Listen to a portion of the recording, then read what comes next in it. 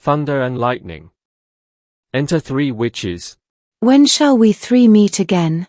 In thunder, lightning, or in rain? When the hurly-burly's done, when the battle's lost and won. That will be ere the set of sun. Where the place? Upon the heath. There to meet with Macbeth. I come, Greymorkin. Paddock calls. Anonymous. Fair is foul, and foul is fair, hover through the fog and filthy air. Exeunt. Alarum within. Enter King Duncan, Malcolm, Donalbain, Lennox, with attendants, meeting a bleeding captain. What bloody man is that? He can report, as seemeth by his plight, of the revolt the newest state. This is the sergeant who, like a good and hardy soldier, fought against my captivity. Hail, brave friend! Say to the king the knowledge of the broil as thou didst leave it. Doubtful it stood, as two spent swimmers that do cling together and choke their art. The merciless Macdonald, worthy to be a rebel, for to that the multiplying villainies of nature do swarm upon him, from the western isles of Kerns and Gallaglasses is supplied, and fortune, on his damned quarrel smiling, showed like a rebel's whore. But all's too weak, for brave Macbeth, well he deserves that name, disdaining fortune, with his brandished steel, which smoked with bloody execution, like Valor's minion, carved out his passage, till he faced the slave, which never shook hands, nor bade farewell to him, till he unseamed him from the nave to the chops, and fixed his head upon our battlements. O valiant cousin! Worthy gentleman! As whence the sun begins his reflection shipwracking storms and direful thunders break, so from that spring, whence comfort seemed to come discomfort swells. Mark, King of Scotland, Mark, no sooner justice had, with valour armed, compelled these skipping kerns to trust their heels, but the Norwegian lord, surveying vantage, with furbished arms and new supplies of men, began a fresh assault. Dismayed not this our captains, Macbeth and Banquo? Yes, as sparrows eagles, or the hare the lion. If I say sooth, I must report they were as cannons overcharged with double cracks, so they doubly redoubled strokes upon the foe, except they meant to bathe in reeking wounds, or memorize another Golgotha, I cannot tell, but I am faint, my gashes cry for help.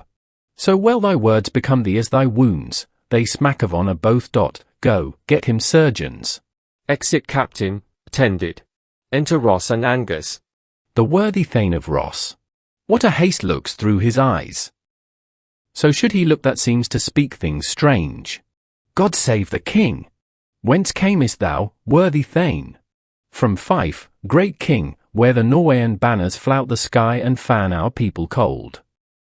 Norway himself, with terrible numbers, assisted by that most disloyal traitor, the Thane of Cawdor, began a dismal conflict, till that Bellona's bridegroom, lapped in proof, confronted him with self-comparisons, point against point, rebellious arm against arm, curbing his lavish spirit, and, to conclude, the victory fell on us. Great happiness! That now Sweno, the Norway's king, craves composition, nor would we deign him burial of his men till he disbursed at St. Combs Inch $10,000 to our general use. No more that Thane of Cawdor shall deceive our bosom interest. Go pronounce his present death, and with his former title greet Macbeth. I'll see it done. What he hath lost, noble Macbeth hath won. Exeunt. Thunder. Enter the three witches. Where hast thou been, sister? Killing swine. Sister, where thou? A sailor's wife had chestnuts in her lap, and munched, and munched, and munched. Give me, quoth I, aroint thee, which the rump-fed Rognon cries. Her husband's to Aleppo gone, master of the tiger, but in a sieve I'll thither sail, and, like a rat without a tail, I'll do, and I'll do. I'll give thee a wind. Thou art kind. And I another. I myself have all the other, and the very ports they blow, all the quarters that they know in the shipman's card. I will drain him dry as hay. Sleep shall neither night nor day hang upon his penthouse lid, he shall live a man forbid. Weary 7 nights 9 times 9, shall he dwindle, peak, and pine, though his bark cannot be lost, yet it shall be tempest tossed. Look what I have. Show me, show me. Here I have a pilot's thumb, racked as homeward he did come. Drum within. A drum, Macbeth doth come. The weird sisters, hand in hand, posters of the sea and land, thus do go about, thrice to thine, and thrice to mine, and thrice again, to make up 9. Peace, the charms wound up. Enter Macbeth and Banquo. So foul and fair a day I have not seen.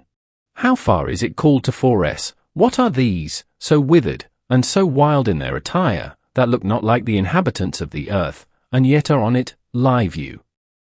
Or are you aught that man may question? You seem to understand me, by each at once her choppy finger laying upon her skinny lips. You should be women, and yet your beards forbid me to interpret that you are so. Speak, if you can, what are you? All hail, Macbeth. Hail to thee, Thane of Glamis. All hail, Macbeth. Hail to thee, Thane of Cawdor. All hail, Macbeth. That shalt be king hereafter. Good sir, why do you start and seem to fear things that do sound so fair, in the name of truth? Are ye fantastical, or that indeed which outwardly ye show? My noble partner you greet with present grace and great prediction of noble having and of royal hope, that he seems rapt withal. To me you speak not. If you can look into the seeds of time, and say which grain will grow, and which will not, speak then to me, who neither beg nor fear your favours nor your hate. Hail, hail, hail. Lesser than Macbeth, and greater. Not so happy, yet much happier. Thou shalt get kings, though thou be none. So all hail, Macbeth and Banquo. Banquo and Macbeth, all hail. Stay, you imperfect speakers, tell me more. By Sinel's death I know I am Thane of Glamis, but how of Cawdor? The Thane of Cawdor lives, a prosperous gentleman, and to be king stands not within the prospect of belief, no more than to be Cawdor. Say from whence you owe this strange intelligence? Or why upon this blasted heath you stop our way with such prophetic greeting? Speak, I charge you. Witches vanish. The earth hath bubbles, as the water has, and these are of them. Whither are they vanished? Into the air, and what seemed corporal, melted as breath into the wind. Would they had stayed! Were such things here as we do speak about? Or have we eaten on the insane root that takes the reason prisoner? Your children shall be kings. You shall be king. And Thane of Cawdor too, went it not so? To the self-same tune and words.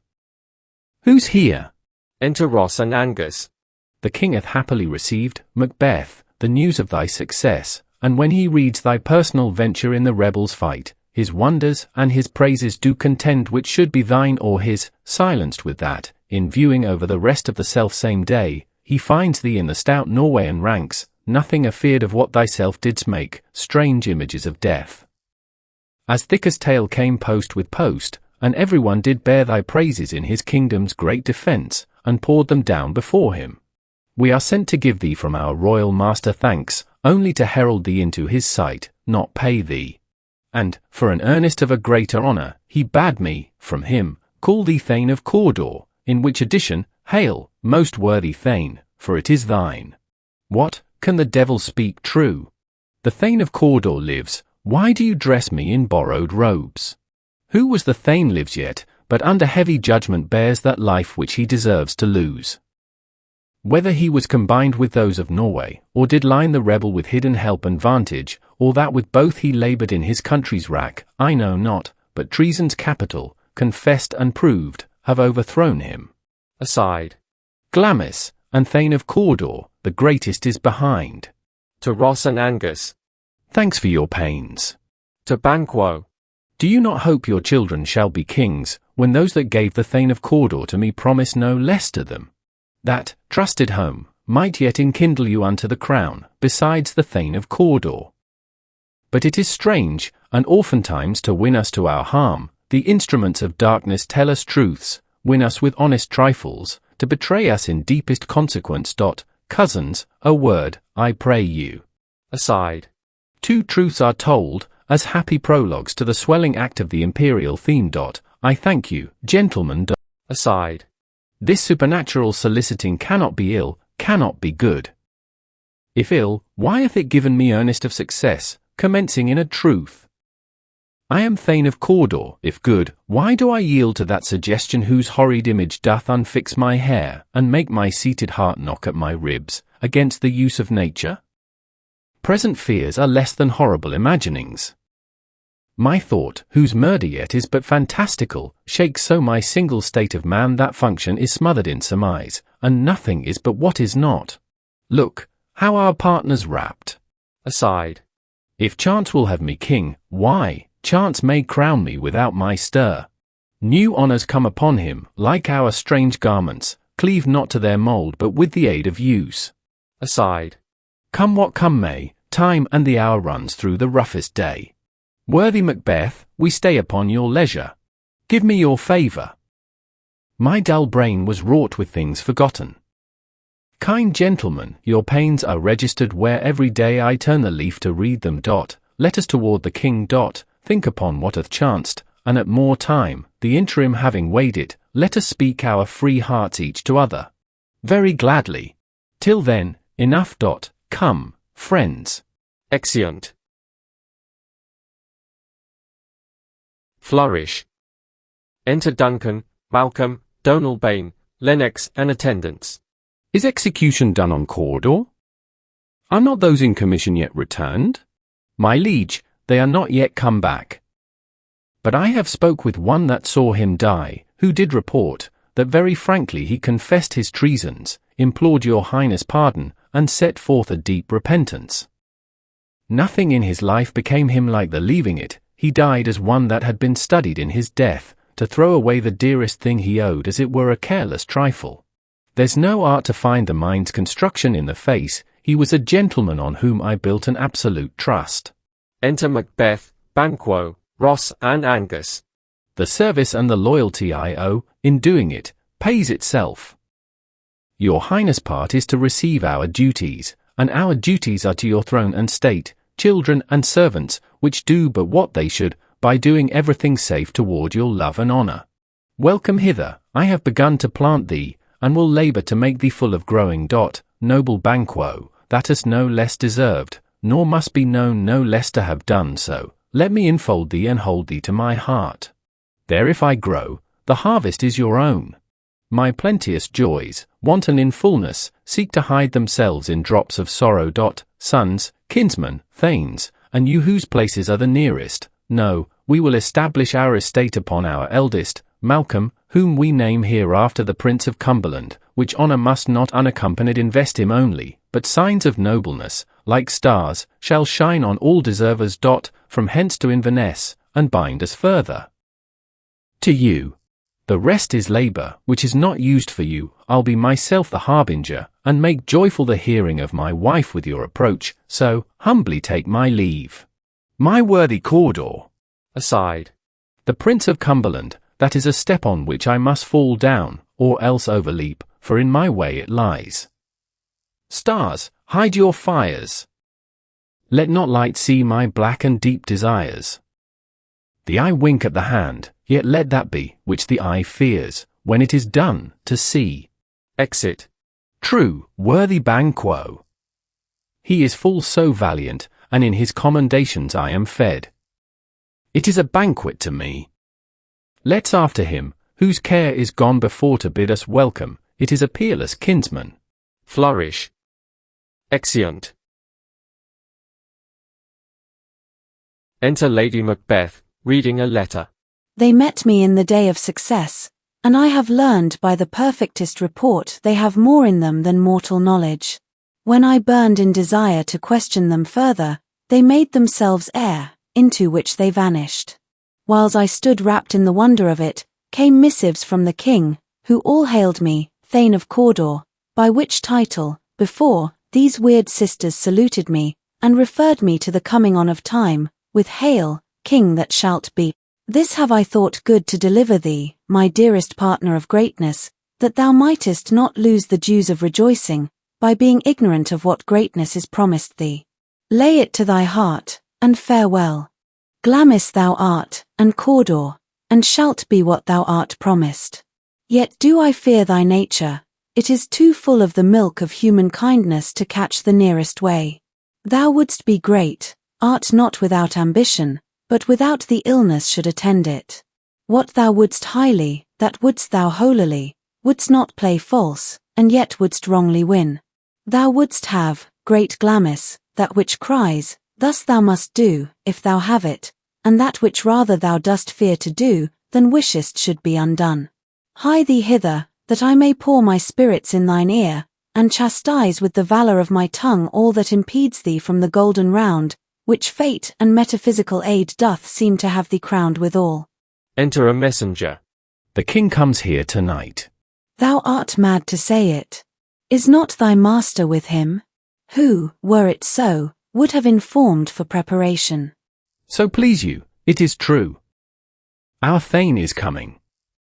One of my fellows had the speed of him, who, almost dead for breath, had scarcely more than would make up his message. Give him tending. He brings great news. Exit messenger. Enter Macbeth. My dearest love, Duncan comes here tonight. And when goes hence? Tomorrow, as he purposes. Oh, never shall sun that morrow see. Your face, my Thane, is as a book where men may read strange matters. To beguile the time, look like the time, bear welcome in your eye, your hand, your tongue, look like the innocent flower, but be the serpent under it. He that's coming must be provided for, and you shall put this night's great business into my dispatch, which shall to all our nights and days to come give solely sovereign sway and masterdom. We will speak further. Only look up clear, to alter favour ever is to fear. Leave all the rest to me. Exeunt. Hautboys. Servants of Macbeth attending. Enter Duncan, Malcolm, Donalbain, Banquo, Lennox, Macduff, Ross, Angus, and attendants. This castle hath a pleasant seat. The air nimbly and sweetly recommends itself unto our gentle senses. This guest of summer, the temple-haunting martlet, does approve, by his loved mansionry, that the heaven's breath smells wooingly here, no jutty, frieze, buttress, nor coign of vantage, but this bird hath made his pendant bed and procreant cradle. Where they most breed and haunt, I have observed the air is delicate. Enter Lady Macbeth. See, see, our honoured hostess, the love that follows us sometime is our trouble, which still we thank as love. Herein I teach you how you shall bid God yield us for your pains, and thank us for your trouble. All our service, in every point twice done, and then done double, were poor. And single business to contend against those honours deep and broad wherewith your majesty loads our house, for those of old, and the late dignities heaped up to them, we rest your hermits. Where's the Thane of Cawdor? We coursed him at the heels, and had a purpose to be his purveyor, but he rides well, and his great love, sharp as his spur, hath holp him to his home before us. Fair and noble hostess, we are your guest tonight. Your servants ever have theirs, themselves, and what is theirs, in compt, to make their audit at your highness' pleasure, still to return your own. Give me your hand, conduct me to mine host, we love him highly, and shall continue our graces towards him. By your leave, hostess. Exeunt. Hautboys and torches. Enter, and pass over, a sore and divers servants with dishes and service. Then enter Macbeth. If it were done when it is done, then it were well it were done quickly. If the assassination could trammel up the consequence, and catch with his surcease success, that but this blow might be the be-all and the end-all, here, but here, upon this bank and shoal of time, would jump the life to come. But in these cases we still have judgment here, that we but teach bloody instructions, which being taught, return to plague the inventor. This even-handed justice commends the ingredient of our poisoned chalice to our own lips. His herein double trust, first, as I am his kinsman and his subject, strong both against the deed, then, as his host, who should against his murderer shut the door, not bear the knife myself. Besides, this Duncan hath borne his faculties so meek, hath been so clear in his great office, that his virtues will plead like angels, trumpet-tongued, against the deep damnation of his taking off, and pity, like a naked newborn babe, striding the blast, or heaven's cherubin, horsed upon the sightless couriers of the air, shall blow the horrid deed in every eye, that tears shall drown the wind. I have no spur to prick the sides of my intent, but only vaulting ambition, which overleaps itself, and falls on the other. Enter Lady Macbeth. He has almost supped. Why have you left the chamber? Hath he asked for me? Know you not he has?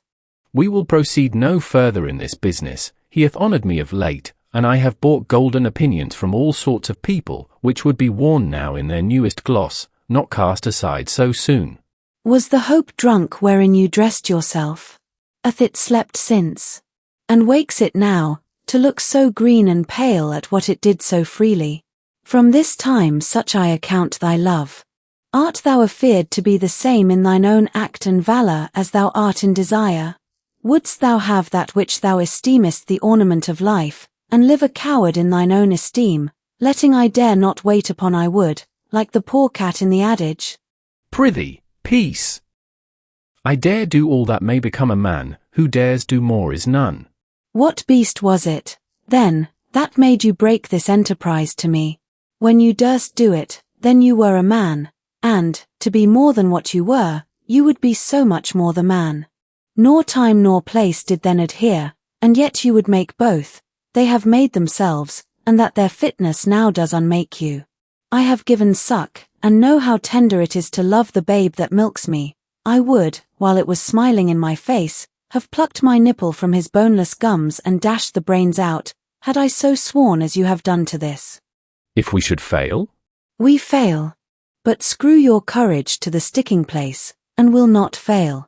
When Duncan is asleep, whereto the rather shall his day's hard journey soundly invite him, his 2 chamberlains will I with wine and wassail so convince that memory, the warder of the brain, shall be a fume, and the receipt of reason a limbeck only. When in swinish sleep their drenched natures lie as in a death, what cannot you and I perform upon the unguarded Duncan? What not put upon his spongy officers? Who shall bear the guilt of our great quell? Bring forth men children only, for thy undaunted metal should compose nothing but males. Will it not be received, when we have marked with blood those sleepy 2 of his own chamber, and used their very daggers, that they have done it? Who dares receive it other, as we shall make our griefs and clamour roar upon his death? I am settled, and bend up each corporal agent to this terrible feat away, and mock the time with fairest show. False face must hide what the false heart doth know. Exeunt. Enter Banquo and Flint with a torch before him. How goes the night, boy? The moon is down, I have not heard the clock. And she goes down at 12. I take it, it is later, sir. Hold, take my sword. There's husbandry in heaven, their candles are all out. Take thee that too. A heavy summons lies like lead upon me, and yet I would not sleep. Merciful powers, restrain in me the cursed thoughts that nature gives way to in repose. Enter Macbeth and a servant with a torch. A friend. What, sir, not yet at rest? The king's abed, he hath been in unusual pleasure and sent forth great largesse to your offices. This diamond he greets your wife withal, by the name of most kind hostess, and shut up in measureless content. Being unprepared, our will became the servant to defect, which else should free have wrought. All's well. I dreamt last night of the 3 weird sisters, to you they have showed some truth. I think not of them, yet, when we can entreat an hour to serve, we would spend it in some words upon that business, if you would grant the time. At your kindest leisure. If you shall cleave to my consent, when it shall make honour for you. So I lose none in seeking to augment it, but still keep my bosom franchised, and allegiance clear, I shall be counselled. Good repose the while. Thanks, sir, the like to you. Exeunt Banquo and Flint. Go bid thy mistress, when my drink is ready, she strike upon the bell. Get thee to bed. Exit servant. A bell rings. Exit. Enter Lady Macbeth. That which hath made them drunk hath made me bold. What hath quenched them hath given me fire. Hark, peace. It was the owl that shrieked, the fatal bellman, which gives the sternest good night. He is about it. The doors are open, and the surfeited grooms do mock their charge with snores. I have drugged their possets, that death and nature do contend about them, whether they live or die. Within. Who's there or what? Ho! Alack! I am afraid they have awaked, and it is not done. The attempt and not the deed confounds us. Hark! I laid their daggers ready. He could not miss them, had he not resembled my father as he slept. I had done it. My husband. Enter Macbeth. I have done the deed. Didst thou not hear a noise? I heard the owl scream and the crickets cry. Did not you speak? When? Now. As I descended? Hark, who lies in the second chamber? Donal Bain. This is a sorry sight. Looking on his hands. A foolish thought, to say a sorry sight. There's one did laugh in a sleep, and one cried, Murder! That they did wake each other, I stood and heard them. But they did say their prayers, and addressed them again to sleep. There are two lodged together. One cried, God bless us, and Amen, the other, as they had seen me with these hangman's hands. Listening their fear, I could not say Amen, when they did say, God bless us. Consider it not so deeply. But wherefore could not I pronounce Amen? I had most need of blessing, and Amen is stuck in my throat. These deeds must not be thought after these ways, so, it will make us mad. Methought I heard a voice cry, Sleep no more. Macbeth does murder sleep, the innocent sleep, sleep that knits up the ravelled sleeve of care, the death of each day's life, sore labour's bath, balm of hurt minds, great nature's second course, chief nourisher in life's feast. What do you mean? Still it cried, Sleep no more, to all the house, Glamis hath murdered sleep, and therefore Cawdor shall sleep no more. Macbeth shall sleep no more. Who was it that thus cried? Why, worthy Thane, you do unbend your noble strength to think so brain-sickly of things. Go get some water, and wash this filthy witness from your hand. Why did you bring these daggers from the place? They must lie there. Go carry them, and smear the sleepy grooms with blood. I'll go no more. I am afraid to think what I have done. Look on it again I dare not. Infirm of purpose, give me the daggers.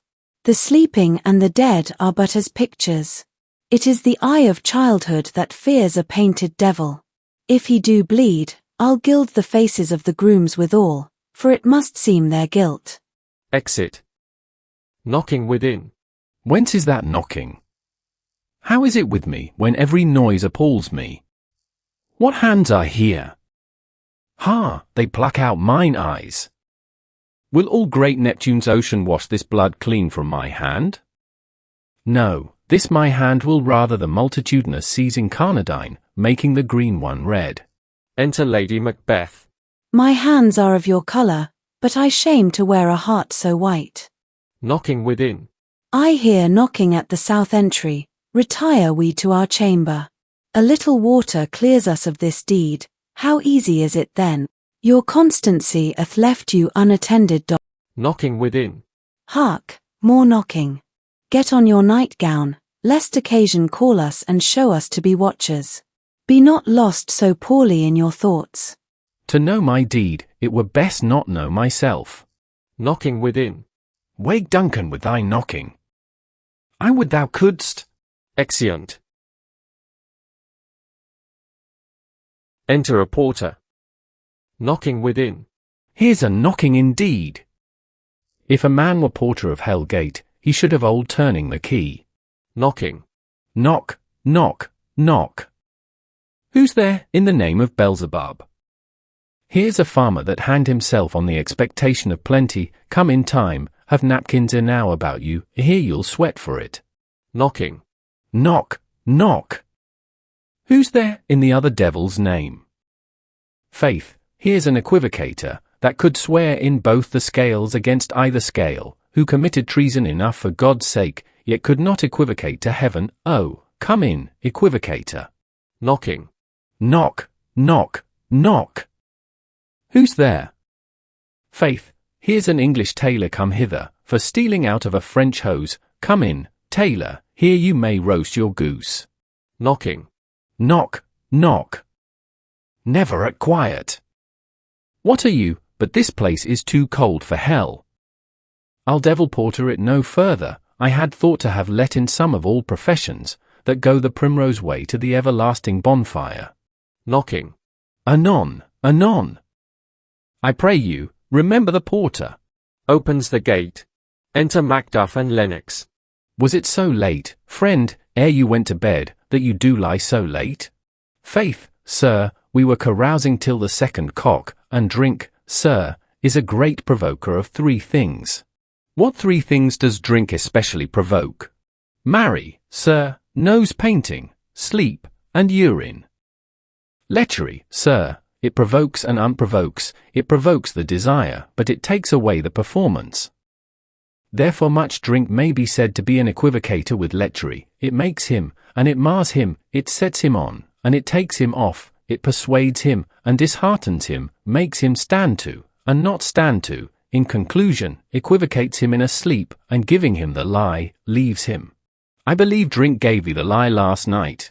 That it did, sir, in the very throat on me, but I requited him for his lie, and, I think, being too strong for him, though he took up my leg sometime, yet I made a shift to cast him. Is thy master stirring? Enter Macbeth. Good morrow, noble sir. Good morrow, both. Is the king stirring, worthy Thane? Not yet. He did command me to call timely on him. I have almost slipped the hour. I'll bring you to him. I know this is a joyful trouble to you, but yet it is one. The labour we delight in physics pain. This is the door. I'll make so bold to call. For it is my limited service. Exit Macduff. Goes the king hence today? He does. He did appoint so. The night has been unruly, where we lay, our chimneys were blown down and, as they say, lamentings heard in the air, strange screams of death, and prophesying, with accents terrible, of dire combustion and confused events, new hatched to the woeful time. The obscure bird clamoured the livelong night. Some say the earth was feverous, and did shake. It was a rough night. My young remembrance cannot parallel a fellow to it. Enter Macduff. O horror, horror, horror! Tongue nor heart cannot conceive nor name thee. Macbeth, Lennox. What's the matter? Confusion now hath made his masterpiece. Most sacrilegious murderer broke ope the Lord's anointed temple, and stole thence the life of the building. What is it you say? The life? Mean you his majesty? Approach the chamber, and destroy your sight with a new Gorgon. Do not bid me speak. See, and then speak yourselves. Exeunt Macbeth and Lennox. Alarum bell rings. Enter Lady Macbeth. What's the business, that such a hideous trumpet calls to parley the sleepers of the house? Speak, speak. O gentle lady, it is not for you to hear what I can speak. The repetition, in a woman's ear, would murder as it fell. Enter Banquo. Woe, alas! What, in our house? Too cruel anywhere. Dear Duff, I prithee, contradict thyself, and say it is not so. Enter Macbeth and Lennox with Ross. Had I but died an hour before this chance, I had lived a blessed time, for, from this instant there's nothing serious in mortality. All is but toys, renown and grace is dead, the wine of life is drawn, and the mere lees is left this vault to brag of. Enter Malcolm and Donalbain. What is amiss? You are, and do not know it, the spring, the head, the fountain of your blood is stopped, the very source of it is stopped. Your royal father's murdered. Oh, by whom? Those of his chamber, as it seemed, had done it. Their hands and faces were all badged with blood, so were their daggers, which, unwiped, we found upon their pillows. They stared, and were distracted. No man's life was to be trusted with them.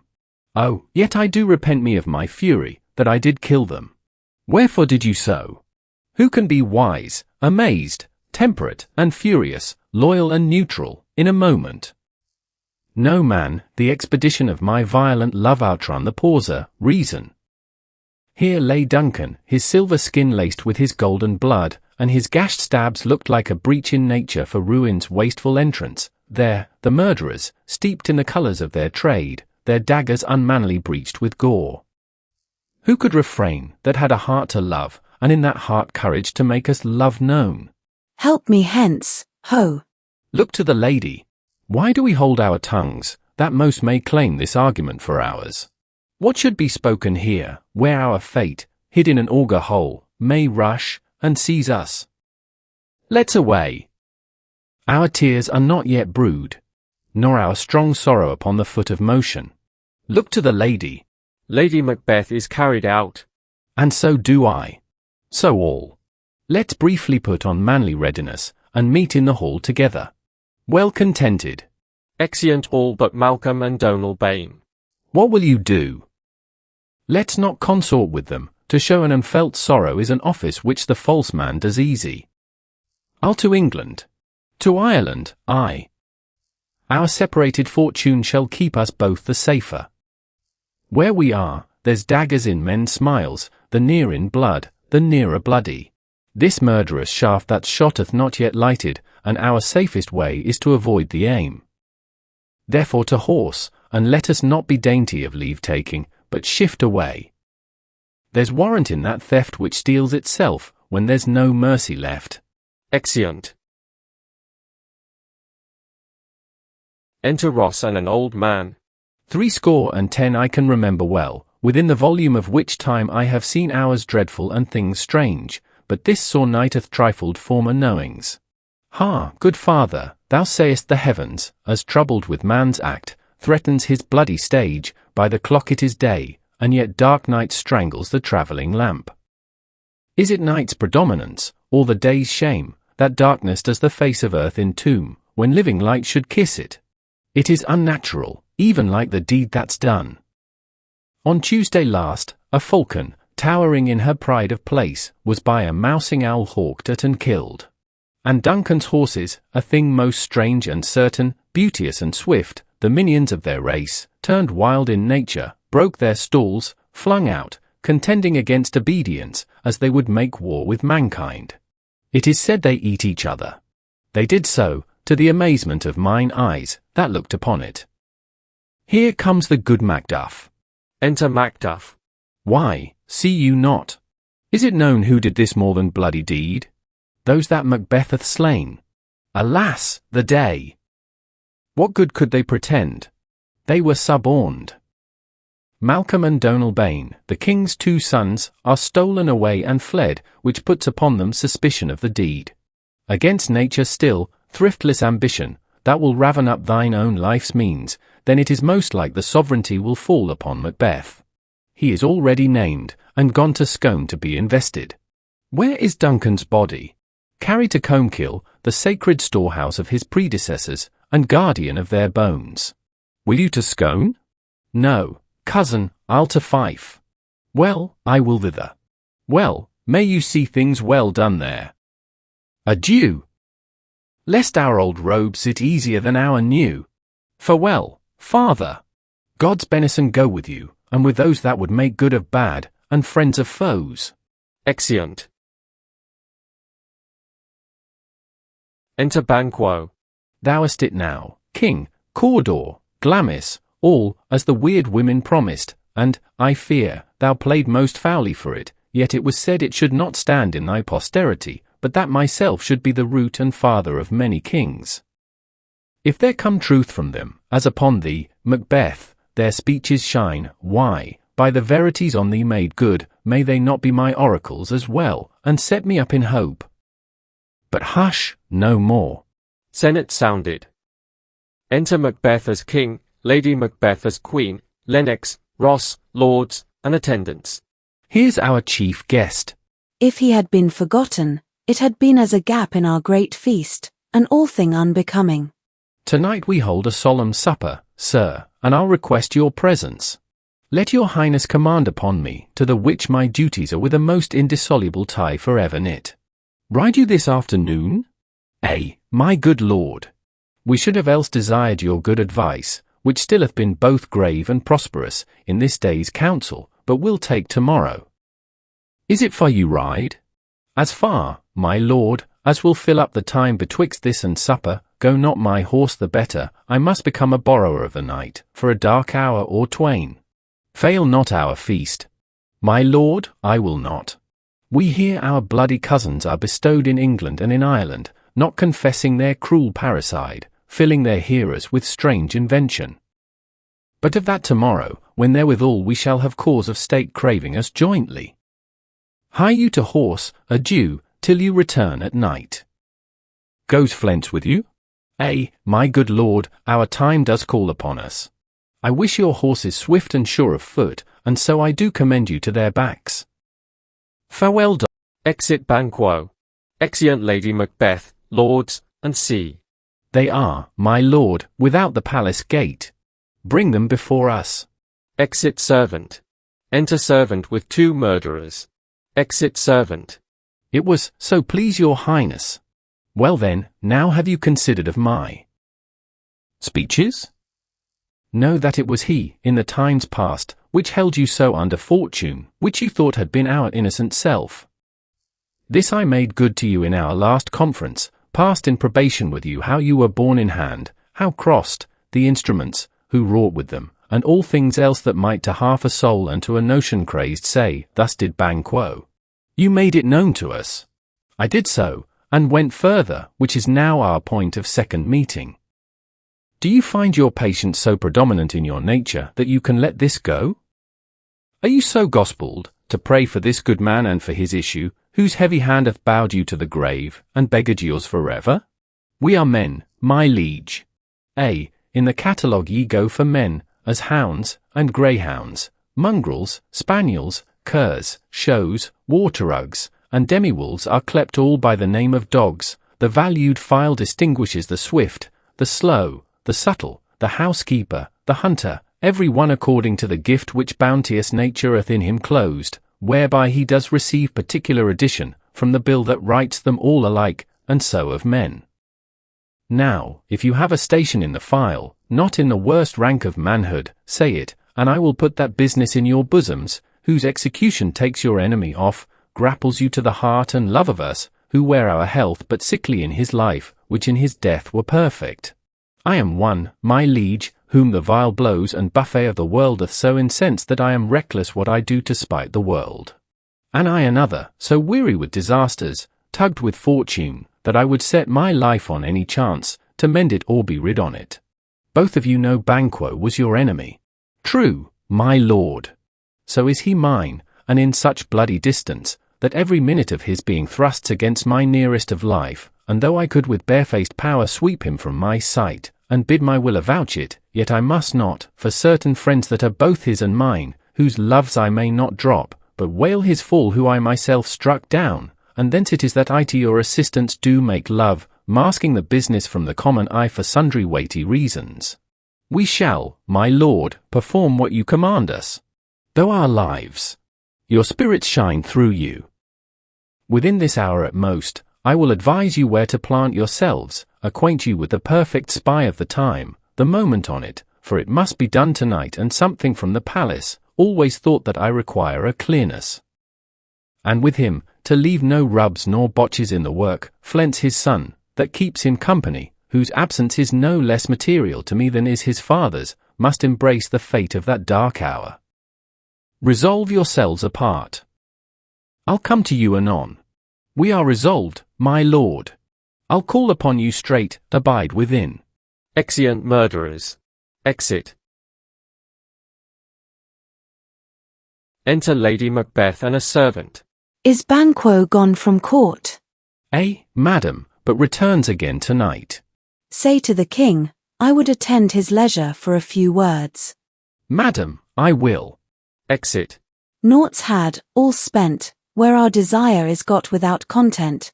It is safer to be that which we destroy, than by destruction dwell in doubtful joy. Enter Macbeth. We have scorched the snake, not killed it. She'll close, and be herself, whilst our poor Malice remains in danger of her former tooth. But let the frame of things disjoined, both the world suffer, ere we will eat our meal in fear, and sleep in the affliction of these terrible dreams that shake us nightly. Better be with the dead, whom we, to gain our peace, have sent to peace, than on the torture of the mind to lie in restless ecstasy. Duncan is in his grave, after life's fitful fever he sleeps well, treason has done his worst, nor steel, nor poison, malice domestic, foreign leave I, nothing can touch him further. Come on, gently my lord, sleek over your rugged looks, be bright and jovial among your guests tonight. So shall I, love, and so, I pray, be you. Let your remembrance apply to Banquo, present him eminence, both with eye and tongue, unsafe the while, that we must lave our honours in these flattering streams, and make our faces visits to our hearts, disguising what they are. You must leave this. Oh, full of scorpions is my mind, dear wife. Thou knowest that Banquo, and his flents, lives. But in them nature's copies not etern. There's comfort yet, they are assailable. Then be thou jocund. Ere the bat hath flown his cloistered flight, ere to black Hecate summons the shard-born beetle, with his drowsy hums, hath-rung night's yawning peal, there shall be done a deed of dreadful note. What's to be done? Be innocent of the knowledge, dearest Chuck, till thou applaud the deed. Come, sealing night, scarf up the tender eye of pitiful day, and with thy bloody and invisible hand cancel and tear to pieces that great bond which keeps me pale, light thickens, and the crow makes wing to the rooky wood. Good things of day begin to droop and drowse, whiles night's black agents to their praise do rouse. Thou marvellest at my words, but hold thee still, things bad begun make strong themselves by ill. So, prithee, go with me. Exeunt. Enter 3 murderers. But who did bid thee join with us? Macbeth. He needs not our mistrust, since he delivers our offices and what we have to do to the direction just. Then stand with us. The west yet glimmers with some streaks of day. Now spurs the lated traveller apace, to gain the timely inn, and near approaches the subject of our watch. Hark! I hear horses. Within. Give us a light there, ho! Then it is he, the rest that are within the note of expectation already are in the court. His horses go about. Almost a mile, but he does usually, so all men do, from hence to the palace gate make it their walk. Enter Banquo and Flint with a torch. A light! A light! It is he. Stand to it. It will be rain tonight. Let it come down. Assaults Banquo. Oh, treachery! Fly, good Flents, fly, fly, fly! Thou mayst revenge, O slave! Dies. Flint escapes. Who did strike out the light? Was it not the way? There's but one down, the sun is flared. We have lost best half of our affair. Well, let's away, and say how much is done. Exeunt. A banquet prepared. Enter Macbeth, Lady Macbeth, Ross, Lennox, lords and attendants. You know your own degrees, sit down. At first and last the hearty welcome. Thanks to your majesty. Ourself will mingle with society, and play the humble host. Our hostess keeps her state, but in best time, we will require her welcome. Pronounce it for me, sir, to all our friends, for my heart speaks they are welcome. Enter first murderer to the door. See, they encounter thee with their hearts' thanks. Both sides are even, here I'll sit in the midst. Be large in mirth, anon we'll drink and measure the table round. There's blood upon thy face. It is Banquo's then. It is better thee without than he within. Is he dispatched? My lord, his throat is cut. That I did for him. Thou art the best of the cutthroats, yet his good that did the like for Flents, if thou didst it, thou art the nonpareil. Most royal sir, Flents is escaped. Then comes my fit again, I had else been perfect, whole as the marble, founded as the rock, as broad and general as the casing air, but now I am cabined, cribbed, confined, bound into saucy doubts and fears. But Banquo's safe? Ay, my good lord. Safe in a ditch he bides, with 20 trench gashes on his head, the least a death to nature. Thanks for that. There the grown serpent lies, the worm that fleddeth nature that in time will venom breed, no teeth for the present. Get thee gone, tomorrow we'll hear ourselves again. Exit murderer. My royal lord, you do not give the cheer. The feast is sold that is not often vouched, while it is a-making, it is given with welcome. To feed were best at home, from thence the source to meat is ceremony, meeting were bare without it. The ghost of Banquo rises, and sits in Macbeth's place. Sweet remembrancer, now, good digestion wait on appetite, and health on both. May it please your highness sit. Here had we now our country's honour roofed, with a graced person of our Banquo present, who may I rather challenge for unkindness than pity for mischance.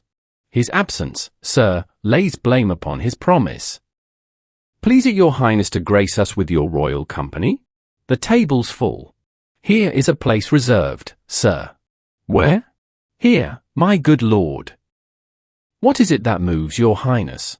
Which of you have done this? What, my good lord? Thou canst not say I did it. Never shake thy gory locks at me. Gentlemen, rise, his highness is not well. Sit, worthy friends. My lord is often thus, and hath been from his youth. Pray you, keep seat, the fit is momentary, upon a thought he will again be well. If much you note him, you shall offend him, and extend his passion. Feed, and regard him not. Are you a man? Ay, and a bold one, that dare look on that which might appall the devil. Oh, proper stuff.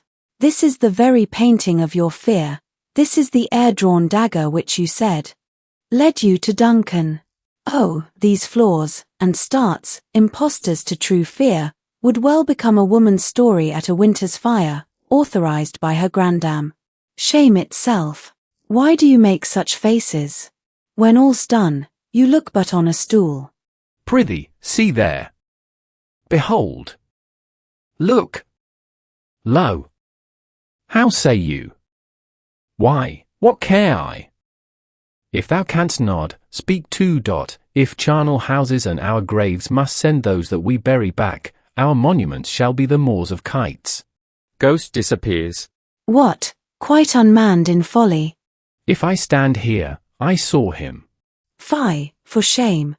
Blood hath been shed ere now, in the olden time, ere humane statute purged the gentle wheel, and since too, murders have been performed too terrible for the ear, the time has been, that, when the brains were out, the man would die, and there an end, but now they rise again, with 20 mortal murders on their crowns, and push us from our stools. This is more strange than such a murder is. My worthy lord, your noble friends do lack you. I do forget. Do not muse at me, my most worthy friends. I have a strange infirmity, which is nothing to those that know me. Come, love and health to all, then I'll sit down. Give me some wine, fill full. I drink to the general joy of the whole table, and to our dear friend Banquo, whom we miss, would he were here. Ghost rises again. Our duties, and the pledge. Avaunt! And quit my sight. Let the earth hide thee. Thy bones are marrowless, thy blood is cold, thou hast no speculation in those eyes which thou dost glare with. Think of this, good peers, but as a thing of custom, it is no other, only it spoils the pleasure of the time. What man dare, I dare, approach thou like the rugged Russian bear, the armed rhinoceros, or the Hyrcan tiger, take any shape but that, and my firm nerves shall never tremble, or be alive again, and dare me to the desert with thy sword, if trembling I inhabit then, protest me the baby of a girl. Hence, horrible shadow. Unreal mockery, hence. Ghost disappears. You have displaced the mirth, broke the good meeting with most admired disorder. Can such things be, and overcome us like a summer's cloud, without our special wonder? You make me strange even to the disposition that I owe, when now I think you can behold such sights, and keep the natural ruby of your cheeks, when mine are blanched with fear. What sights, my lord? I pray you, speak not. He grows worse and worse. Question enrages him. At once, good night. Stand not upon the order of your going, but go at once. Good night, and better health attend his majesty. A kind good night to all. Exeunt all lords and attendants. It will have blood, they say, blood will have blood. Stones have been known to move, and trees to speak, augurs, and understood relations, have by Margot pies, and choughs, and rooks, brought forth the secretest man of blood. What is the night? Almost at odds with morning, which is which? How sayest thou that Macduff denies his person at our great bidding? Did you send to him, sir? I hear it by the way, but I will send. There's not a one of them but in his house I keep a servant feed. I will tomorrow, and betimes I will, to the weird sisters, more shall they speak, for now I am bent to know, by the worst means, the worst. For mine own good, all causes shall give way, I am in blood stepped in so far that, should I wade no more, returning were as tedious as go over. Strange things I have in head, that will to hand, which must be acted ere they may be scanned. You lack the season of all natures, sleep. Come, we'll to sleep. My strange and self-abuse is the initiate fear that wants hard use. We are yet but young indeed. Exeunt. Thunder. Enter the three witches meeting Hecate. Why, how now, Hecate? You look angrily. Have I not reason, beldams as you are, saucy and overbold? How did you dare to trade and traffic with Macbeth in riddles and affairs of death? And I, the mistress of your charms, the close contriver of all harms, was never called to bear my part, or show the glory of our art. And, which is worse, all you have done hath been but for a wayward son, spiteful and wrathful, who, as others do, loves for his own ends, not for you. But make amends now, get you gone, and at the pit of Acron meet me in the morning, thither he will come to know his destiny. Your vessels and your spells provide, your charms, and everything beside. I am for the air, this night I'll spend unto a dismal and a fatal end. Great business must be wrought ere noon. Upon the corner of the moon there hangs a vaporous drop profound, I'll catch it ere it come to ground, and that, distilled by magic sleights, shall raise such artificial sprites, as, by the strength of their illusion, shall draw him on to his confusion. He shall spurn fate, scorn death, and bear his hopes above wisdom, grace, and fear. And you all know, security is mortal's chiefest enemy. Music and song within, come away, and see. Exit. Come, let's make haste, she'll soon be back again. Exeunt. Enter Lennox and another lord. My former speeches have but hit your thoughts, which can interpret farther, only, I say, things have been strangely born. The gracious Duncan was pitted of Macbeth, marry, he was dead, and the right valiant Banquo walked too late, whom, you may say, if it please you, Flint's killed, for Flint's fled. Men must not walk too late. Who cannot want the thought, how monstrous it was for Malcolm and for Donalbain to kill their gracious father? Damned fact! How it did grieve Macbeth! Did he not? Straight, in pious rage, the two delinquents tear that were the slaves of drink and thralls of sleep. Was not that nobly done? Ay, and wisely too, for it would have angered any heart alive, to hear the men deny it. So that, I say, he has borne all things well, and I do think, that had he Duncan's sons under his key, as, and it please heaven, he shall not, they should find what it were to kill a father, so should Flint's. But, peace, for from broad words, and because he failed his presence at the tyrant's feast, I hear, Macduff lives in disgrace. Sir, can you tell where he bestows himself? The son of Duncan, from whom this tyrant holds the due of birth, lives in the English court and is received of the most pious Edward with such grace that the malevolence of fortune nothing takes from his high respect. Thither Macduff is gone to pray the holy king, upon his aid to wake Northumberland, and warlike Cyward that, by the help of these, with him above to ratify the work, we may again give to our tables meat, sleep to our nights, free from our feasts and banquets bloody knives, do faithful homage, and receive free honours, all which we pine for now. And this reporteth so exasperate the king that he prepares for some attempt of war. Sent he to Macduff? He did, and with an absolute "Sir, not I," the cloudy messenger turns me his back, and hums, as who should say, "You'll rue the time that clogs me with this answer." And that well might advise him to a caution, to hold what distance his wisdom can provide. Some holy angel fly to the court of England, and unfold his message ere he come, that a swift blessing may soon return to this our suffering country under a hand accursed. I'll send my prayers with him. Exeunt. Thunder. Enter the three witches. Thrice the brinded cat hath mewed. Thrice, and once the hedge-pig whined. Harpier cries, "It is time, it is time."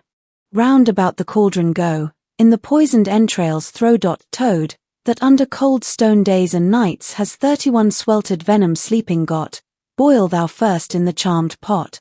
Double, double, toil and trouble, fire, burn, and cauldron, bubble.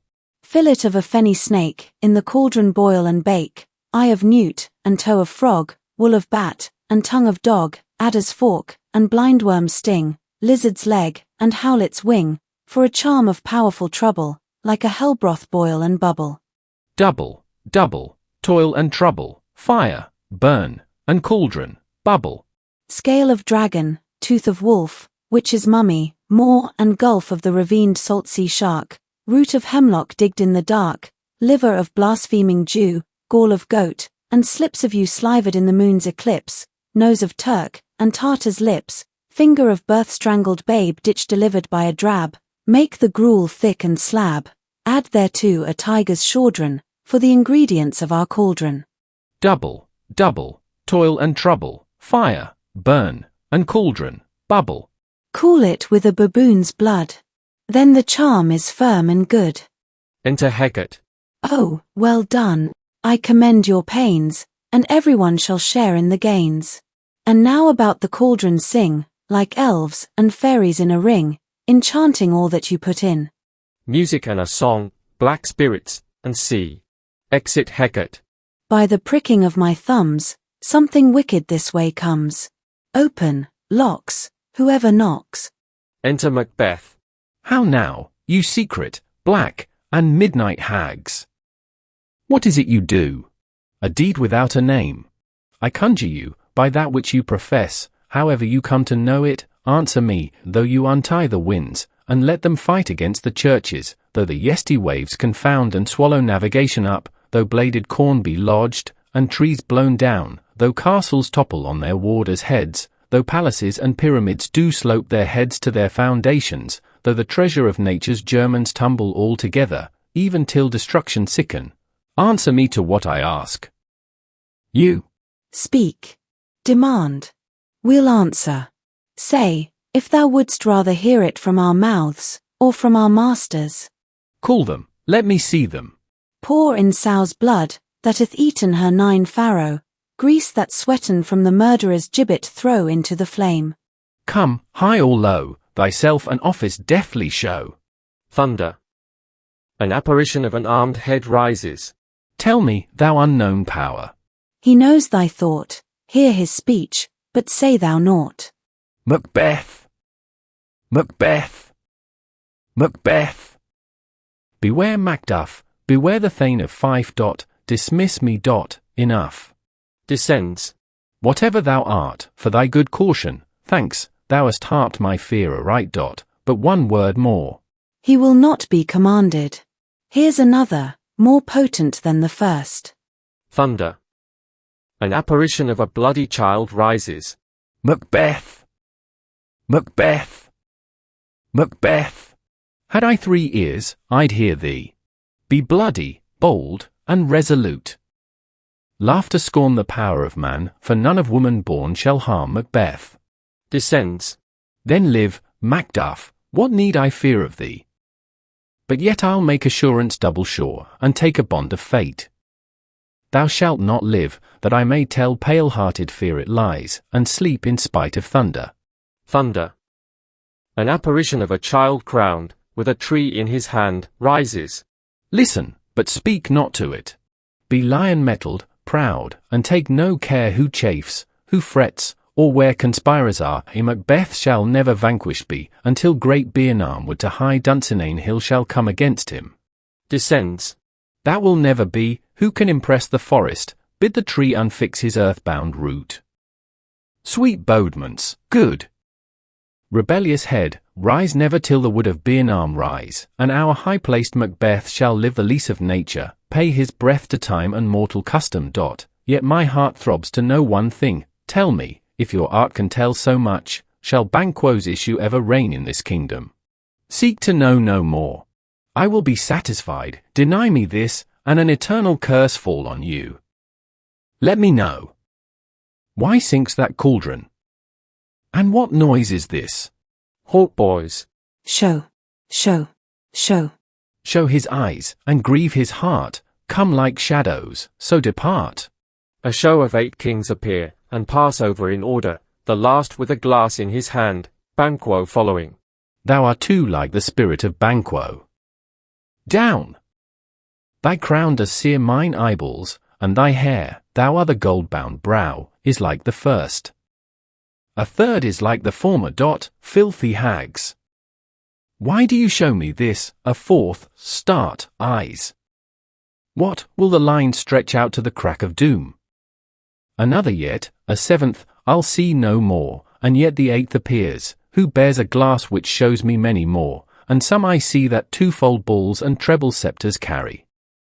Horrible sight, now I see it is true, for the blood-bolted Banquo smiles upon me, and points at them for his dot. What? Is this so? Ay, sir, all this is so, but why stands Macbeth thus amazedly? Come, sisters, cheer we up his sprites, and show the best of our delights. I'll charm the air to give a sound, while you perform your antic round, that this great king may kindly say, our duties did his welcome pay. Music. The witches dance, and vanish. Where are they? Gone, let this pernicious hour stand accursed in the calendar. Come in, without there. Enter Lennox. What's your grace's will? So you the weird sisters? No, my lord. Came they not by you? No, indeed, my lord. Infected be the air whereon they ride, and damned all those that trust them. I did hear the galloping of horse. Who was it came by? It is 2 or 3, my lord, that bring you word Macduff is fled to England. Fled to England? Ay, my good lord. Time, thou anticipatest my dread exploits, the flighty purpose never is overtook unless the deed go with it. From this moment the very firstlings of my heart shall be the firstlings of my hand. And even now, to crown my thoughts with acts, be it thought and done, the castle of Macduff I will surprise, seize upon Fife, give to the edge of the sword his wife, his babes, and all unfortunate souls that trace him in his line. No boasting like a fool, this deed I'll do before this purpose cool, but no more sights. Where are these gentlemen? Come, bring me where they are. Exeunt. Enter Lady Macduff, her son, and Ross. What had he done, to make him fly the land? You must have patience, madam. He had none, his flight was madness. When our actions do not, our fears do make us traitors. You know not whether it was his wisdom or his fear. Wisdom. To leave his wife, to leave his babes, his mansion, and his titles, in a place from whence himself does fly. He loves us not, he wants the natural touch, for the poor wren, the most diminutive of birds, will fight, her young ones in her nest, against the owl. All is the fear, and nothing is the love, as little is the wisdom, where the flight so runs against all reason. My dearest coz, I pray you, school yourself, but, for your husband, he is noble, wise, judicious, and best knows the fits of the season. I dare not speak much further, but cruel are the times, when we are traitors, and do not know ourselves, when we hold rumour from what we fear, yet know not what we fear, but float upon a wild and violent sea each way and move. I take my leave of you, shall not be long but I'll be here again. Things at the worst will cease, or else climb upward to what they were before. My pretty cousin, blessing upon you. Fathered he is, and yet is fatherless. I am so much a fool, should I stay longer, it would be my disgrace and your discomfort. I take my leave at once. Exit. Sirrah, your father's dead. And what will you do now? How will you live? As birds do, mother. What, with worms and flies? With what I get, I mean, and so do they. Poor bird, thou wouldst never fear the net nor lime, the pitfall nor the gin. Why should I, mother? Poor birds they are not set for. My father is not dead, for all you're saying. Yes, he is dead. How wilt thou do for a father? Nay, how will you do for a husband? Why, I can buy me 20 at any market. Then you'll buy them to sell again. Thou speakest with all thy wit, and yet, in faith, with wit enough for thee. Was my father a traitor, mother? Ay, that he was. What is a traitor? Why, one that swears and lies. And be all traitors that do so? Every one that does so is a traitor, and must be hanged. And must they all be hanged that swear and lie? Every one. Who must hang them? Why, the honest men. Then the liars and swearers are fools, for there are liars and swearers enow to beat the honest men and hang up them. Now, God help thee, poor monkey, but how wilt thou do for a father? If he were dead, you would weep for him. If you would not, it were a good sign that I should quickly have a new father. Poor prattler, how thou talkest. Enter a messenger. Bless you, fair dame. I am not to you known, though in your state of honour I am perfect. I doubt some danger does approach you nearly. If you will take a homely man's advice, be not found here, hence, with your little ones. To fright you thus, methinks, I am too savage, to do worse to you a fell cruelty, which is too nigh your person. Heaven preserve you. I dare abide no longer. Exit. Whither should I fly? I have done no harm. But I remember now I am in this earthly world, where to do harm is often laudable, to do good sometime accounted dangerous folly. Why then, alas, do I put up that womanly defence, to say I have done no harm? What are these faces? Enter murderers. Where is your husband? I hope, in no place so unsanctified where such as thou mayst find him. He's a traitor. Thou liest, thou shag-eared villain. What, you egg? Stabbing him. He has killed me, mother, run away, I pray you. Dies. Exit Lady Macduff, crying, murder, and pursued by the murderers. Enter Malcolm and Macduff. Let us seek out some desolate shade and there weep our sad bosoms empty. Let us rather hold fast the mortal sword, and, like good men, bestride our downfall and birthdom. Each new morn new widows howl, new orphans cry, in new sorrows strike heaven on the face, that it resounds as if it felt with Scotland, and yelled out like syllable of dollar. What I believe, I'll wail, what no, believe, and what I can redress, as I shall find the time to friend, I will. What you have spoke, it may be so, perchance. This tyrant, whose sole name blisters our tongues, was once thought honest, you have loved him well, he hath not touched you yet. I am young, but something you may deserve of him through me, and wisdom to offer up a weak, poor, innocent lamb to appease an angry God. I am not treacherous. But Macbeth is. A good and virtuous nature may recoil in an imperial charge. But I shall crave your pardon. That which you are, my thoughts cannot transpose. Angels are bright still, though the brightest fell, though all things foul would wear the brows of grace, yet grace must still look so. I have lost my hopes. Perchance even there where I did find my doubts.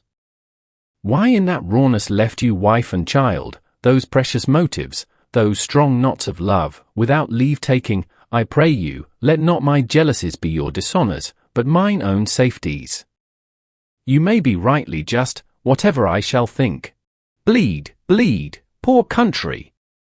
Great tyranny, lay thou thy bases sure, for goodness dare not check thee. Wear thou thy wrongs, the title is a fiat. Fare thee well, Lord, I would not be the villain that thou thinkest for the whole space that's in the tyrant's grasp and the riches to boot. Be not offended, I speak not as in absolute fear of you. I think our country sinks beneath the yoke, it weeps, it bleeds, and each new day a gash is added to her wounds. I think, withal, there would be hands uplifted in my right, and here, from gracious England, have I offer of goodly thousands, but, for all this, when I shall tread upon the tyrant's head, or wear it on my sword, yet my poor country shall have more vices than it had before, more suffer, and more sundry ways than ever, by him that shall succeed. What should he be? It is myself I mean, in whom I know all the particulars of vice so grafted that, when they shall be opened, black Macbeth will seem as pure as snow, and the poor state esteem him as a lamb, being compared with my confineless harms. Not in the legions of horrid hell can come a devil more damned in evils to top Macbeth. I grant him bloody, luxurious, avaricious, false, deceitful, sudden, malicious, smacking of every sin that has a name, but there's no bottom, none, in my voluptuousness. Your wives, your daughters, your matrons, and your maids, could not fill up the cistern of my lust, and my desire all continent impediments would overbear, that did oppose my will, better Macbeth than such an one to reign. Boundless intemperance in nature is a tyranny, it hath been the untimely emptying of the happy throne, and fall of many kings. But fear not yet to take upon you what is yours, you may convey your pleasures in a spacious plenty, and yet seem cold, the time you may so hoodwink. We have willing dames enough, there cannot be that vulture in you, to devour so many as will to greatness dedicate themselves, finding it so inclined. With this there grows in my most ill-composed affection such a staunchless avarice, that, were I king, I should cut off the nobles for their lands, desire his jewels, and this other's house, and my more having would be as a source to make me hunger more, that I should forge quarrels unjust against the good and loyal, destroying them for wealth. This avarice sticks deeper, grows with more pernicious root than summer seeming lust, and it hath been the sword of our slain kings, yet do not fear, Scotland hath foisons to fill up your will of your mere own. All these are portable, with other graces weighed. But I have none, the king becoming graces, as justice, verity, temperance, stableness, bounty, perseverance, mercy, lowliness, devotion, patience, courage, fortitude. I have no relish of them, but abound in the division of each several crime, acting it many ways. Nay, had I power, I should pour the sweet milk of concord into hell, uproar the universal peace, confound all unity on earth. O Scotland, Scotland! If such a one be fit to govern, speak, I am as I have spoken. Fit to govern? No, not to live.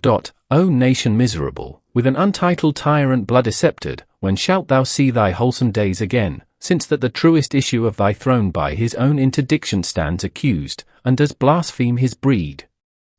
Thy royal father was a most sainted king. The queen that bore thee, oftener upon her knees than on her feet, died every day she lived. Fare thee well. These evils thou repeatest upon thyself have banished me from Scotland. O my breast, thy hope ends here. Macduff, this noble passion, child of integrity, hath from my soul wiped the black scruples, reconciled my thoughts to thy good truth and honour. Devilish Macbeth by many of these trains hath sought to win me into his power, and modest wisdom plucks me from over-credulous haste, but God above deal between thee and me. For even now I put myself to thy direction, and unspeak mine own detraction, here abjure the taints and blames I laid upon myself, for strangers to my nature. I am yet unknown to woman, never was forsworn, scarcely have coveted what was mine own, at no time broke my faith, would not betray the devil to his fellow, and delight no less in truth than life. My first false speaking was this upon myself. What I am truly, is thine and my poor country's to command, whither, indeed, before thy here approach, old Syward, with 10,000 warlike men, already at a point, was setting forth. Now we'll together, and the chance of goodness be like our warranted quarrel. Why are you silent? Such welcome and unwelcome things at once it is hard to reconcile. Enter a doctor. Well, more anon. Comes the king forth, I pray you? Sir. There are a crew of wretched souls that stay his cure, their malady convinces the great assay of art, but at his touch, such sanctity hath heaven given his hand, they presently amend. I thank you, doctor. Exit Doctor. What's the disease he means? It is called the evil, a most miraculous work in this good king, which often, since my here remain in England, I have seen him do. How he solicits heaven himself best knows, but strangely visited people, all swollen and ulcerous, pitiful to the eye, the mere despair of surgery, he cures, hanging a golden stamp about their necks, put on with holy prayers, and it is spoken, to the succeeding royalty he leaves the healing benediction. With this strange virtue, he hath a heavenly gift of prophecy, and sundry blessings hang about his throne, that speak him full of grace. Enter Ross. See, who comes here? My countryman, but yet I know him not. My ever-gentle cousin, welcome hither. I know him now. Good God, betimes remove the means that makes us strangers. Sir, amen. Stand Scotland where it did? Alas, poor country, almost afraid to know itself. It cannot be called our mother, but our grave, where nothing, but who knows nothing, is once seen to smile, where sighs, and groans, and shrieks, that rent the air, are made, not marked, where violent sorrow seems a modern ecstasy. The dead man's knell is there scarce asked for who, and good men's lives expire before the flowers in their caps, dying or ere they sicken. Oh, relation too nice, and yet too true. What's the newest grief? That of an hour's age doth hiss the speaker, each minute teems a new one. How does my wife? Why, well. And all my children? Well too. The tyrant has not battered at their peace. No, they were well at peace when I did leave them. Be not a niggard of your speech, how goes it? When I came hither to transport the tidings, which I have heavily borne, there ran a rumour of many worthy fellows that were out, which was to my belief witnessed the rather, for that I saw the tyrant's power afoot. Now is the time of help. Your eye in Scotland would create soldiers, make our women fight, to doff their dire distresses. Be it their comfort we are coming thither. Gracious England hath lent us good Syward and 10,000 men, an older and a better soldier none that Christendom gives out. Would I could answer this comfort with the like! But I have words that would be howled out in the desert air, where hearing should not latch them. What concern they? The general cause? Or is it a fee grief due to some single breast? No mind that's honest, but in it shares some woe, though the main part pertains to you alone. If it be mine, keep it not from me, quickly let me have it. Let not your ears despise my tongue forever, which shall possess them with the heaviest sound that ever yet they heard. Hum! I guess at it. Your castle is surprised, your wife and babe savagely slaughtered. To relate the manner were, on the quarry of these murdered deer, to add the death of you. Merciful heaven, what, man! Never pull your hat upon your brows. Give sorrow words. The grief that does not speak whispers the overfraught heart, and bids it break. My children too? Wife, children, servants, all that could be found. And I must be from thence. My wife killed too. I have said. Be comforted, let's make us medicines of our great revenge, to cure this deadly grief. He has no children. All my pretty ones. Did you say all, oh hellkite, all? What, all my pretty chickens and their dam at one fell swoop? Dispute it like a man. I shall do so, but I must also feel it as a man. I cannot but remember such things were, that were most precious to me. Did heaven look on, and would not take their part? Sinful Macduff, they were all struck for thee. Naught that I am, not for their own demerits, but for mine, fell slaughter on their souls, heaven rest them now. Be this the whetstone of your sword. Let grief convert to anger, blunt not the heart, enrage it. Oh, I could play the woman with mine eyes, and brag out with my tongue, but, gentle heavens, cut short all intermission, front to front, bring thou this fiend of Scotland and myself, within my sword's length set him, if he escape, heaven forgive him too. This tune goes manly. Come, go we to the king. Our power is ready, our lack is nothing but our leave. Macbeth is ripe for shaking, and the powers above put on their instruments. Receive what cheer you may, the night is long that never finds the day. Exeunt. Enter a doctor of physic and a waiting gentlewoman. I have 2 nights watched with you, but can perceive no truth in your report. When was it she last walked? Since His Majesty went into the field, I have seen her rise from her bed, throw her nightgown upon her, unlock her closet, take forth paper, fold it, write upon it, read it, afterwards seal it, and again return to bed, yet all this while in a most fast sleep.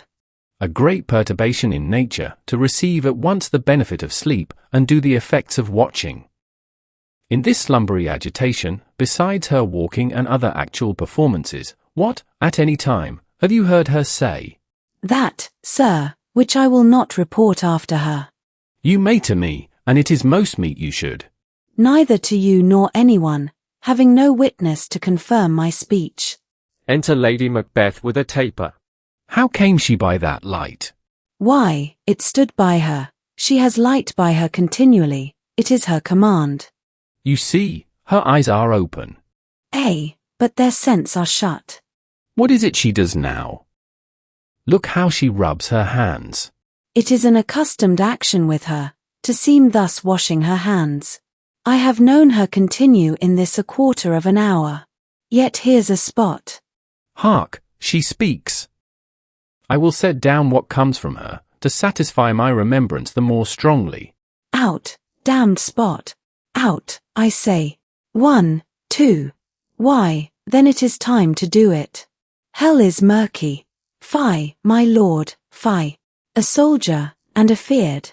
What need we fear who knows it, when none can call our power to account? Yet who would have thought the old man to have had so much blood in him? Do you mark that? The Thane of Fife had a wife. Where is she now? What, will these hands never be clean? No more of that, my lord, no more of that. You mar all with this starting. Go to. You have known what you should not. She has spoke what she should not, I am sure of that. Heaven knows what she has known. Here's the smell of the blood still. All the perfumes of Arabia will not sweeten this little hand. Oh, oh, oh. What a sigh is there! The heart is sorely charged. I would not have such a heart in my bosom for the dignity of the whole body. Well. Pray God it be, sir. This disease is beyond my practice, yet I have known those which have walked in their sleep, who have died holily in their beds. Wash your hands, put on your nightgown, look not so pale. I tell you yet again, Banquo's buried, he cannot come out on us grave. Even so? To bed. There's knocking at the gate. Come, give me your hand. What's done cannot be undone. To bed. Exit. Will she go now to bed? Directly. Foul whisperings are abroad. Unnatural deeds do breed unnatural troubles. Infected minds to their deaf pillows will discharge their secrets. More needs she the divine than the physician. God, forgive us all. Look after her, remove from her the means of all annoyance, and still keep eyes upon her. So, good night, my mind she has mated, and amazed my sight. I think, but dare not speak. Good night, good doctor. Exeunt. Enter, with drum and colours Menteith, Caithness, Angus, Lennox, and soldiers. The English power is near, led on by Malcolm, his uncle Siward, and the good Macduff. Revenges burn in them, for their dear causes would to the bleeding and the grim alarm excite the mortified man. Near Bearnarmwood shall we well meet them. That way are they coming. Who knows if Donalbain be with his brother? For certain, sir, he is not. I have a file of all the gentry, there is Siward's son and many unrough youths, that even now protest their first of manhood. What does the tyrant? Great Dunsinane he strongly fortifies. Some say he's mad, others, that lesser hate him, do call it valiant fury, but, for certain, he cannot buckle his distempered cause within the belt of rule. Now does he feel his secret murders sticking on his hands, now minutely revolts upbraid his faith breach, those he commands move only in command, nothing in love, now does he feel his title hang loose about him, like a giant's robe upon a dwarfish thief. Who, then, shall blame his pestered senses to recoil and start, when all that is within him does condemn itself for being there? Well, march we on, to give obedience where it is truly owed, meet we the medicine of the sickly wheel, and with him pour we, in our country's purge, each drop of us, or so much as it needs to dew the sovereign flower, and drown the weeds. Make we our march towards Bearnam. Exeunt, marching. Enter Macbeth, doctor, and attendants. Bring me no more reports, let them fly all, till Bearnam would remove to Dunsinane I cannot taint with fear. What's the boy Malcolm? Was he not born of woman? The spirits that know all mortal consequences have pronounced me thus, fear not, Macbeth, no man that's born of woman shall ever have power upon thee. Then fly, false thanes, and mingle with the English epicures, the mind I sway by, and the heart I bear, shall never sag with doubt nor shake with fear. Enter a servant. There is 10,000. Geese, villain? Soldiers, sir. Go prick thy face and overread thy fear, thou lily-livered boy. What soldiers, Patch? Death of thy soul. Those linen cheeks of thine are counsellors to fear. What soldiers, Wayface? The English force, so please you. Take thy face hence. Exit servant. Enter Satan. What's your gracious pleasure? What news more? All is confirmed, my lord, which was reported. I'll fight till from my bones my flesh be hacked. Give me my armour. It is not needed yet. I'll put it on. Send out more horses, scur the country round, hang those that talk of fear. Give me mine armour. How does your patient, doctor? Not so sick, my lord, as she is troubled with thick-coming fancies, that keep her from her rest. Cure her of that, canst thou not minister to a mind diseased, pluck from the memory a rooted sorrow, raise out the written troubles of the brain, and with some sweet oblivious antidote cleanse the stuffed bosom of that perilous stuff which weighs upon the heart? Therein the patient must minister to himself.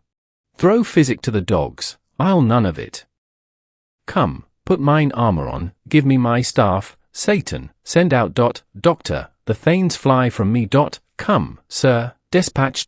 If thou couldst, doctor, cast the water of my land, find her disease, and purge it to a sound and pristine health, I would applaud thee to the very echo, that should applaud again. Pull it off, I say. What rhubarb, senna, or what purgative drug, would scour these English hence? Hearest thou of them? Ay, my good lord. Your royal preparation makes us hear something. Bring it after me. I will not be afraid of death and bane, till Bearnam Forest come to Dunsinane. Exeunt all except doctor. Were I from Dunsinane away and clear, profit again should hardly draw me here. Exit. Enter, with drum and colours, Malcolm, old Syward and his son, Macduff, Menteith, Caithness, Angus, Lennox, Ross and soldiers, marching. Cousins, I hope the days are near at hand that Chambers will be safe. We doubt it nothing. What wood is this before us? The wood of Bearnam. Let every soldier hew him down a bough, and bear it before him. Thereby shall we shadow the numbers of our host, and make discoveryer in report of us. It shall be done. We learn no other, but the confident tyrant keeps still in Dunsinane, and will endure our setting down before it. It is his main hope, for where there is advantage to be given, both more and less have given him the revolt, and none serve with him but constrained things, whose hearts are absent too. Let our just censures attend the true event, and put we on industrious soldiership. The time approaches, that will with due decision make us know what we shall say we have, and what we owe.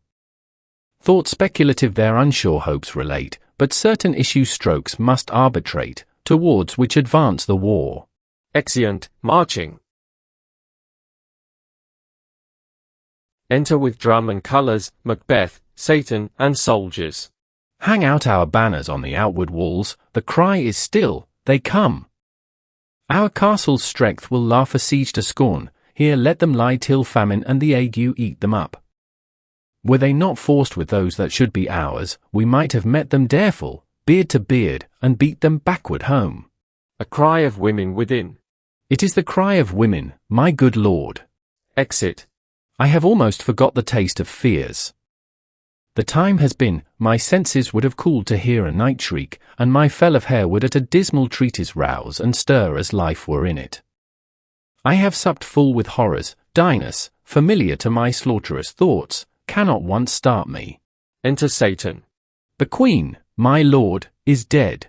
She should have died hereafter. There would have been a time for such a word. Tomorrow, and tomorrow, and tomorrow, creeps in this petty pace from day to day, to the last syllable of recorded time, and all our yesterdays have lighted fools the way to dusty death. Out, out, brief candle! Life's but a walking shadow, a poor player, that struts and frets his hour upon the stage, and then is heard no more. It is a tale told by an idiot, full of sound and fury, signifying nothing. Enter a messenger. Gracious my lord, I should report that which I say I saw, but know not how to do it. Well, say, sir. As I did stand my watch upon the hill, I looked toward Bearnam, and anon, methought, the wood began to move. Liar and slave! Let me endure your wrath, if it be not so. Within this 3 mile may you see it coming, I say, a moving grove. If thou speakest false, upon the next tree shalt thou hang alive, till famine cling thee. If thy speech be sooth, I care not if thou dost for me as much. I pull in resolution, and begin to doubt the equivocation of the fiend, that lies like truth. Fear not, till Bearnam would do come to Dunsinane, and now a wood comes toward Dunsinane. Arm, and out, if this which he avouches does appear, there is nor flying hence nor tarrying here. I begin to be aweary of the sun, and wish the estate of the world were now undone. Ring the alarum bell, blow, wind. Come, rack. At least we'll die with harness on our back. Exeunt. Enter, with drum and colours, Malcolm, old Syward, Macduff, and their army, with boughs. Now near enough. Your leafy screens throw down, and show like those you are. You, worthy uncle, shall with my cousin, your right noble son, lead our first battle, worthy Macduff, and we shall take upon us what else remains to do, according to our order. Fare you well. Do we but find the tyrant's power tonight, let us be beaten, if we cannot fight. Make all our trumpets speak, give them all breath, those clamorous harbingers of blood and death. Exeunt. Alarums. Enter Macbeth. They have tied me to a stake. I cannot fly, but bear-like I must fight the course. What's he that was not born of woman? Such a one am I to fear, or none. Enter young Syward. What is thy name? Thou wilt be afraid to hear it. No, though thou carriest thyself a hotter name than any is in hell. My name's Macbeth. The devil himself could not pronounce a title more hateful to mine ear. No, nor more fearful. Thou liest, abhorred tyrant. With my sword I'll prove the lie thou speakest. They fight, and young Syward is slain. Thou wast born of woman. But swords I smile at, weapons laugh to scorn, brandished by man that's of a woman born. Exit. Alarums. Enter Macduff. That way the noise is. Tyrant, show thy face. If thou beest slain and with no stroke of mine, my wife and children's ghosts will haunt me still. I cannot strike at wretched kerns, whose arms are hired to bear their staves. Either thou, Macbeth, or else my sword, with an unbattered edge, I sheathe again undeeded. There thou shouldst be, by this great clatter, one of greatest note seems bruited. Let me find him, fortune. And more I beg not. Exit. Alarums. Enter Malcolm and old Syward. This way, my lord, the castle's gently rendered, the tyrant's people on both sides do fight, the noble thanes do bravely in the war, the day almost itself professes yours, and little is to do. We have met with foes that strike beside us. Enter, sir, the castle. Exeunt. Alarums. Enter Macbeth. Why should I play the Roman fool and die on mine own sword? Whiles I see lives, the gashes do better upon them. Enter Macduff. Turn, hellhound, turn! Of all men else I have avoided thee, but get thee back, my soul is too much charged with blood of thine already. I have no words, my voice is in my sword, thou bloodier villain than terms can give thee out. They fight. Thou losest labour, as easy mayst thou the entrenchant air with thy keen sword impress, as make me bleed, let fall thy blade on vulnerable crests, I bear a charmed life, which must not yield to one of woman born. Despair thy charm, and let the angel whom thou stillest served tell thee, Macduff was from his mother's womb untimely ripped. Accursed be that tongue that tells me so, for it hath cowed my better part of man. And be these juggling fiends no more believed, that palter with us in a double sense, that keep the word of promise to our ear, and break it to our hope, I'll not fight with thee. Then yield thee, coward, and live to be the show and gaze of the time. We'll have thee, as our rarer monsters are, painted upon a pole, and under it, here may you see the tyrant. I will not yield, to kiss the ground before young Malcolm's feet, and to be baited with the rabble's curse. Though Bearnarm would be come to Dunsinane, and thou opposed, being of no woman born, yet I will try the last. Before my body I throw my warlike shield, lay on, Macduff, and damned be him that first cries, hold, enough. Exeunt fighting. Alarums. Retreat. Flourish. Enter, with drum and colours, Malcolm, old Syward, Ross, thanes, and soldiers. I would the friends we miss were safe arrived. Some must go off, and yet, by these I see, so great a day as this is cheaply bought. Macduff is missing, and your noble son. Your son, my lord, has paid a soldier's debt, he only lived but till he was a man, the which no sooner had his prowess confirmed in the unshrinking station where he fought, but like a man he died. Then he is dead? Ay, and brought off the field.